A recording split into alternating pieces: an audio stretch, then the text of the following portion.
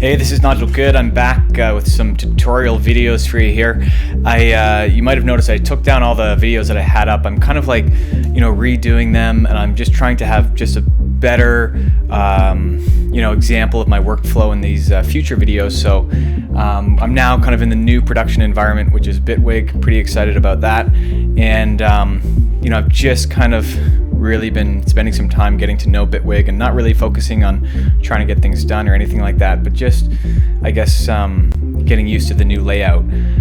So I got a video here for you today just about reverb, and it's a question I get asked quite a bit because I think my music is quite dense in terms of how much reverb there is. So I wanted to just kind of show you my workflow with regards to reverb, how I use it, and the different kinds of reverb that I'll use in a track. So what I'll do right now with this project that I have open here, I'm just going to just play it and you can hear what's going on and listen for the reverb, listen for all the space in it, and we'll go from there, okay? Here we go.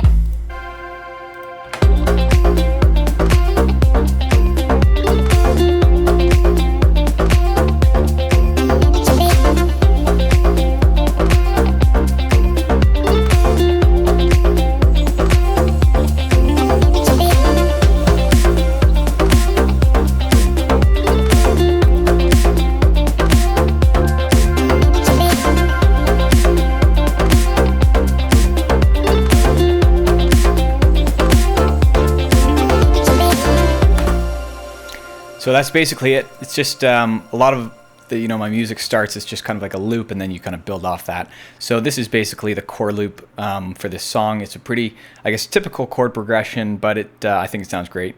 And there's a kind of a balance of, excuse me, some synthetic elements, which is most of it, and then there's also some guitar here in the track as well. So I'm just going to go through, this is all my effect sends right now, these things down here, and there's four different reverbs going on. There's a delay and then a shimmer, which is basically, I guess it's a bit of a delay, bit of a reverb. I'll show you what that is. And then I have basically what I do in my songs is I usually have all of my reverbs and delays, anything that's going to create kind of space and ambience, I have that going to just a bus. This one's just called all space, and all it does is it captures everything, it sends it all to the sidechain, and I do that because sometimes you want to automate the the amount of space you want. Maybe you want a little bit less reverb here and a little bit more reverb over here, and if you do it in an an effect send, that way you don't have to go and play with the effect sends of all the different tracks. Individually, you don't have to go and say, okay, I'm going to just dial down the amount of reverb or delay for this track for this part. I just do it all at once in the all space. So I'll show you what the song sounds like with the space and without it. Check it out.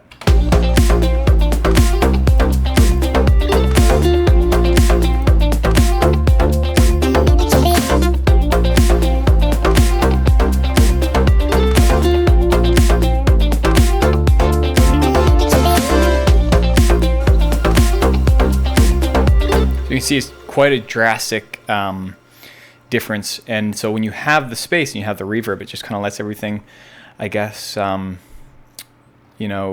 just gives this illusion that you're in this big space and everything's not just right in front of you. For some music, you really want everything to be right in front of you, so reverb isn't always what you should be using. So don't feel like you have to have reverb on everything. Although in this particular song, I have reverb on a lot of stuff.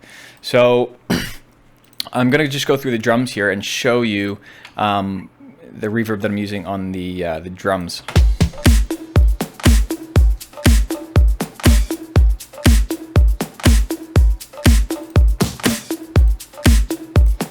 So you see this small verb here.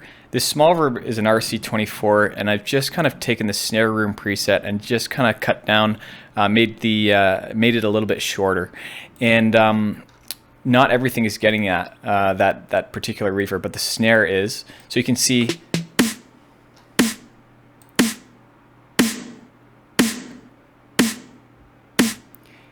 it's giving the snare just a little bit more space, and there's a couple other things that are getting some of this. This track here is the claps and some backup percussion is getting some of that reverb too. So if I play the drums here without that reverb.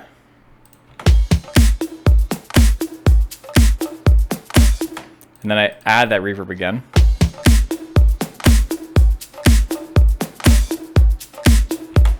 You can see it's quite a difference just in terms of the amount of space.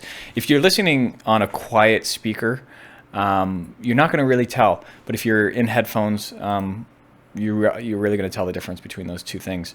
And so that, once again, that was just a really small reverb on the RC24, a room reverb. Now this is an algorithmic reverb, which means it's there's an algorithm that's kind of determining how the sounds get basically sliced up and bounced around in a virtual space, which is basically what a reverb's doing. It's just taking tiny chunks of your sound and it's just basically echoing them and modulating them depending on the parameters that you have.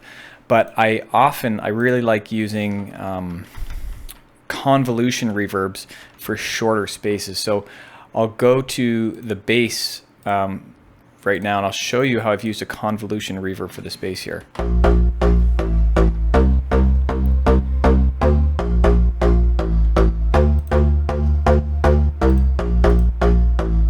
So this bass reverb here, what's going on here, this is with reflector, and this is a convolution reverb. So this has basically been modeled after an actual real physical space.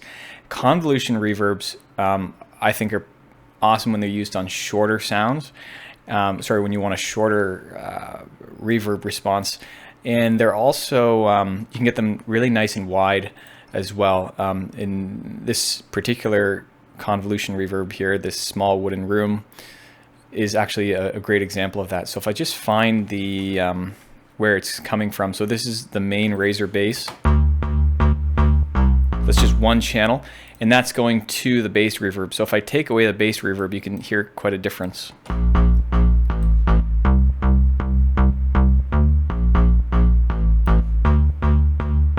Now, out of the box, the convolution reverb might not sound as good as that, but if I go into this channel here, this is the bass reverb. I've done a couple things. So, I haven't really touched the preset here in Reflector, but I have rolled off the low end. That is really important for most reverbs. Actually, you really don't want to be reverberating the low end. That way, it just ends up really muddy. You don't want that.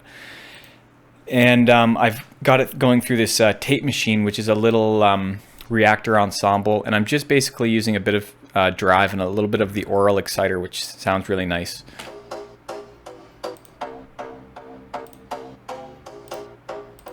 You can hear the difference there.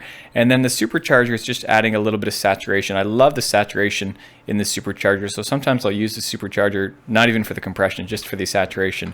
However, in this case, I am also compressing the reverb, which might sound silly, but it does kind of, it's basically, volume automation of the reverb. So on the note onset, the reverb is just not as loud. And if I just show you the difference, wet and dry on that, it's just making the reverb a lot snappier and match the volume characteristics of the actual bass sound. Now you hear this is bass synth with reverb. Now this is actually not an algorithmic or a convolution reverb. I guess it's kind of algorithmic, but Razor's reverb is actually, according to the manuals, it's kind of like a synthesized reverb. And it's really nice. And what I'll do often is I'll have my Razor bass. I love using Razor for bass, and then I'll just copy the preset or the patch or whatever it might be, and then I'll just throw it in the reverb here, really short decay, no attack, and just use that to go on top of the sound. So here it is without the sound, without the Razor reverb, I mean. And then with it. So it's just another layer of dimension on top of that. So I've actually sent most of the bass, I've sent it to that bass reverb patch. So that's, once again, that is high pass to make sure you don't have any muddiness in the lower register. And it just adds a lot more dimension to the bass.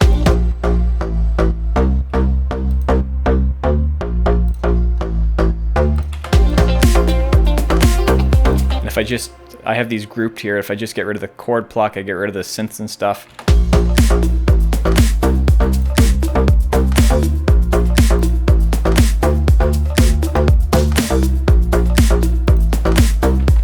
So that's the difference between the two. So that is my small verb and my bass reverb. So the medium and the big reverb, that's being applied to synth elements. So right here in Silenth here, this is, or Silenth, I always get mixed up on that, but anyways, in Silenth, this is the chord pluck here.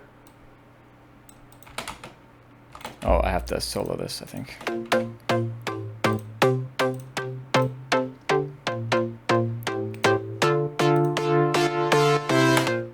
And this is just going to the medium verb.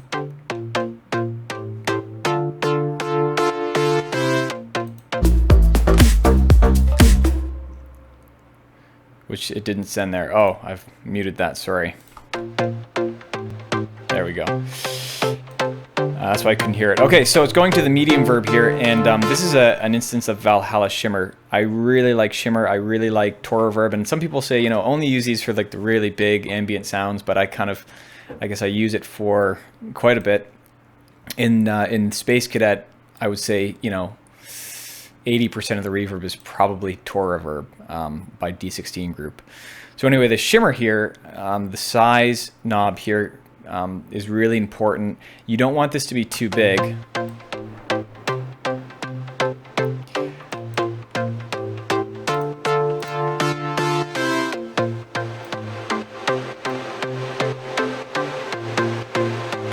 The reason for that is sometimes you have basically, like in this song, you have different chords, and if you have the reverb lag for too long when the chord changes, you can get a lot of mud. So basically, you know, for example, if you play C minor and then you play an F major, you don't want, you know, the reverb to carry on from, you know, either of those chords, because they're going to clash and they're going to create, you know, dissonance. So I keep the size kind of small on a sound like this,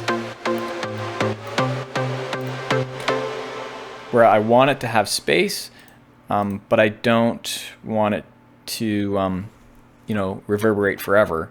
And you'll see also I have, you know, very little feedback, and I also usually tend to turn down the amount of modulation I have on the reverb. And in this case, the Shimmer is, you know, able to shimmer. You know, you can do a pitch transposing on the reverb, but I usually bypass that on Valhalla Shimmer.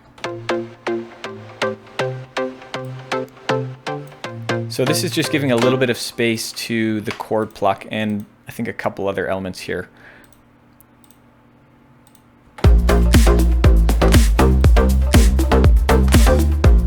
So I'll just from here on out, you know, without the synths and stuff, which are actually quite wet, just everything we have here, I'll just mute the all space so you can hear the difference.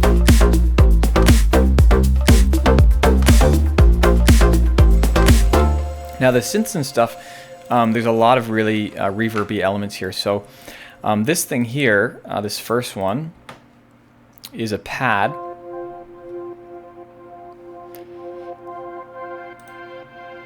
With a little bit of an LFO going on with the filter, so a low pass filter. And this is going to the big verb. Now to show you what the big verb is, probably better if I just use this channel here, because this channel is going directly to the big verb. It's not on a send, so we're not actually hearing any of the dry signal on this particular channel.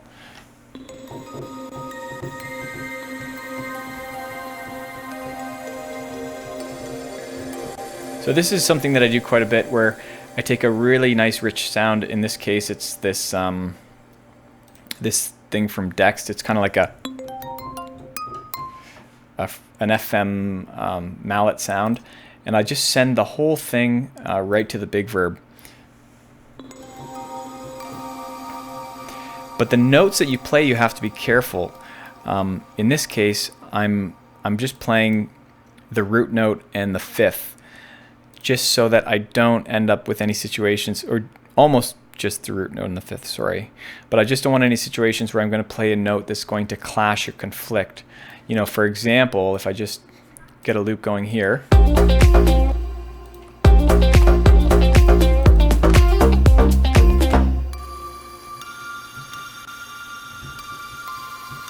So this is D minor, so I'm playing the C and the F.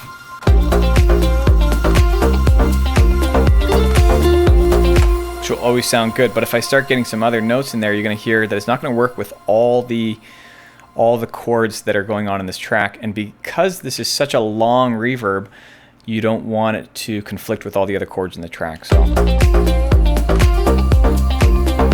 we go. I'll try some other notes here.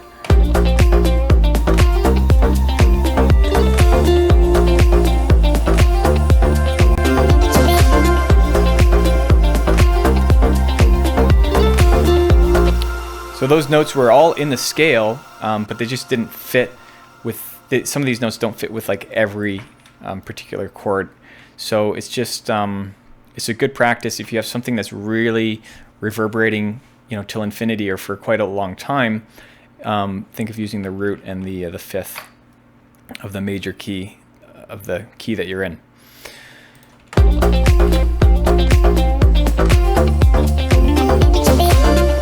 So this is this cool little like,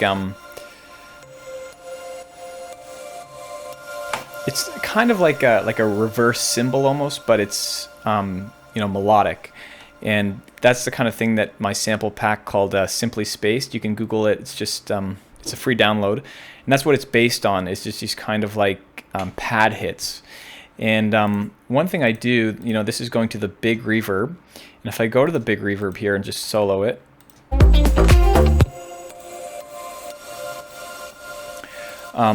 One thing that I really like doing with the big reverb is doing what I call a double dip sidechain. So I'll show you what that looks like and what I mean by that. I'm just going to put another sidechain on this big reverb. So the big reverb is going to the all space, and the all space is getting sidechained. But I'm going to throw another compressor on here. I'm going to duplicate my ghost kick that everything's getting compressed against. And I'm just going to basically have the first and third kick in every bar.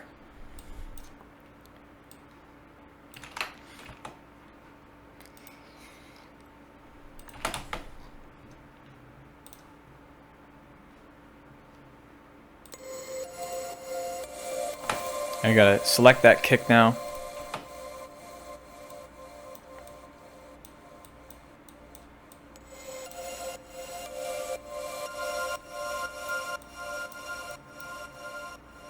So you hear now that the first and third note are really pulling the sound back, but it's still getting passed on to the main sidechain, so it's still also getting sidechain that way too. And so it creates this cool kind of like 2-beat sidechain sound.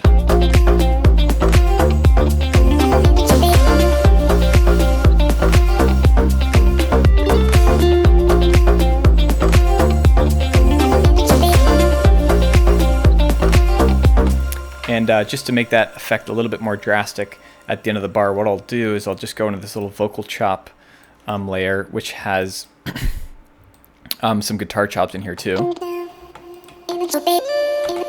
going to take that last guitar sound, and I'm just going to send a little bit to the big verb here, just for that note. Actually, I just kind of want the middle of it. So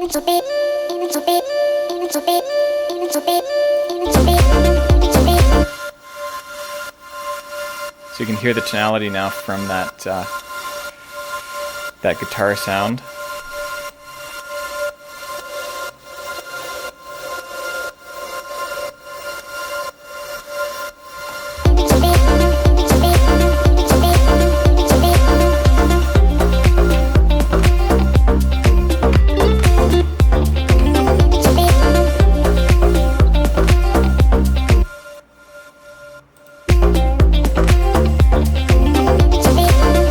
So that's the big verb there, and you know, the big reverb, you can do some really cool stuff. Just I like kind of having a reverb that just kind of goes on till infinity, and this is another little FM synth.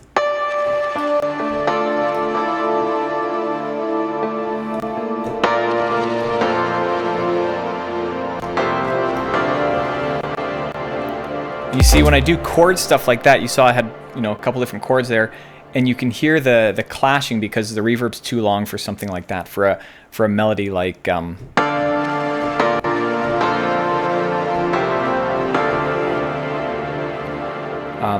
that's what I was kind of talking about before. That's a better example of it, though. But what I'll do with this is, instead of doing like a chord thing, I'll just hit a couple notes here.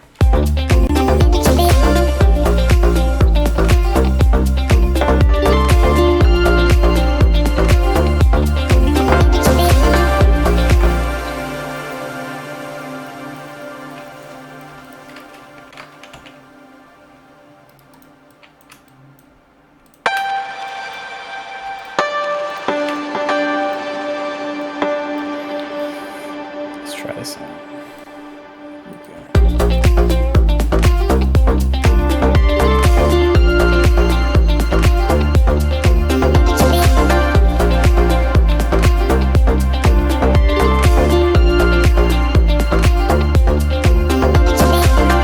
So all these notes work pretty well with the chord progression, so there's not too much muddiness going on there. But you know, the big verb is, once again, it has not been high pass yet. You got to be very careful.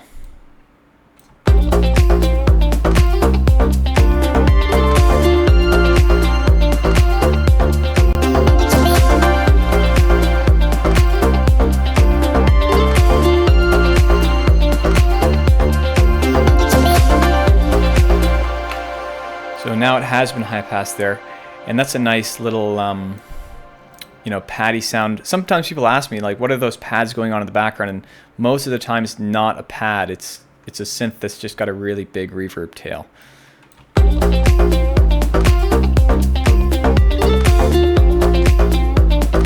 Now you can use reverb to do, you know, effects in the drums as well. So what I'll do here is I'll just get a new channel, and for simplicity's sake,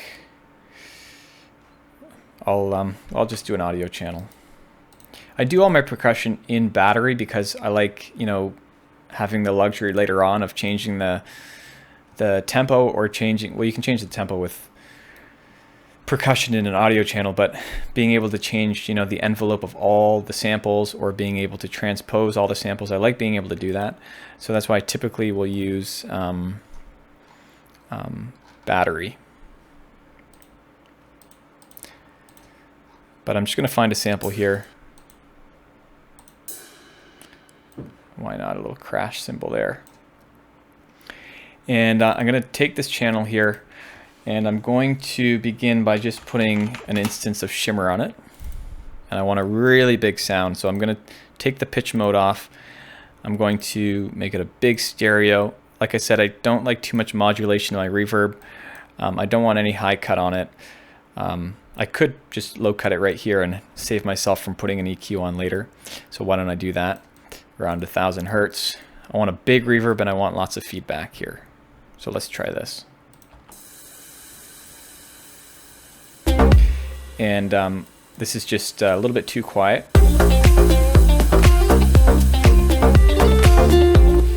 That's not bad though.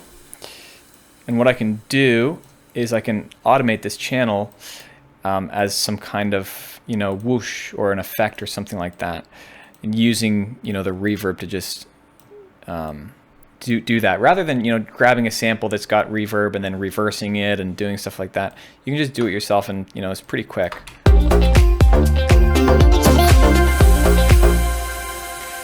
I will tell you that I always prefer to use exponential curves rather than, you know, just a linear curve.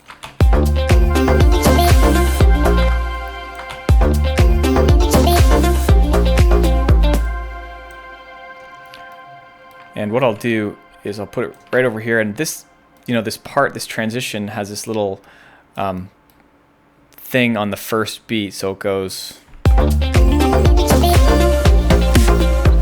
There's kind of like these two little snare hits, and then on the second beat it kind of like comes in. So what I'll do is on that beat there, I'll have this sound come back in here, this cymbal crash.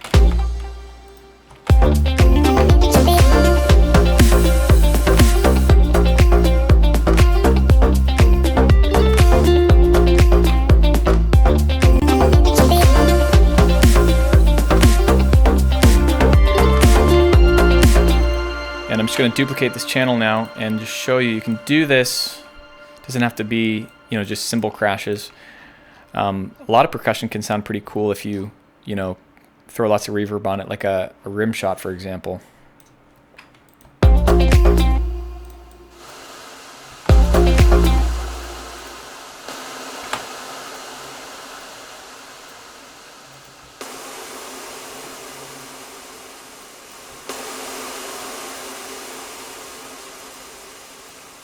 I'm going to have a little bit of a different mix for this one so I can actually hear the dry sound.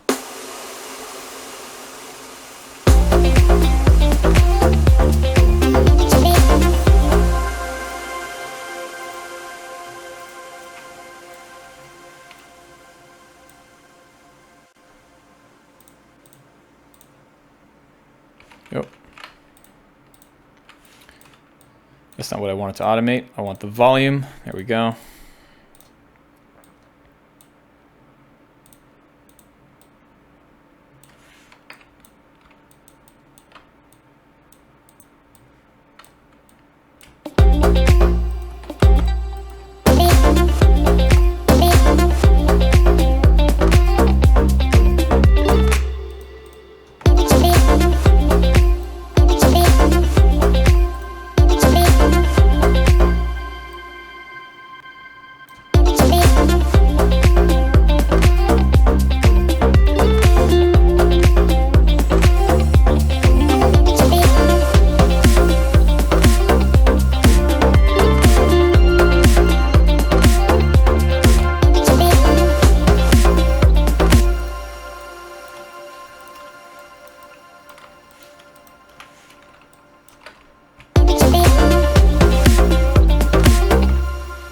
And then you can go a little step further and just grab some panning and do some automation so that basically what happens is it kind of goes left to right really quickly just before the sound ends there. So let's just test it out.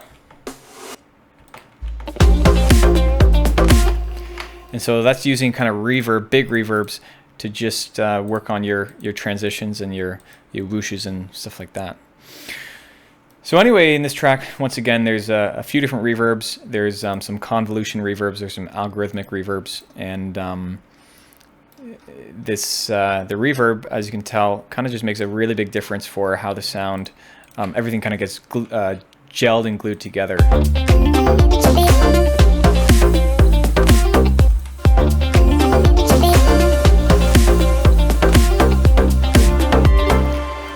So there's so many different things that you can do with reverb. This is just obviously a couple of them, but I hope that you found that interesting. And the reverbs, once again, that I use in this are Valhalla Shimmer, Reflector, RC24, and not featured in this particular track, but I do use a lot of Tor Reverb by D16 Group as well. So I hope you found this interesting, and I hope you're looking forward to lots more tutorials in the weeks to come. Thanks a lot.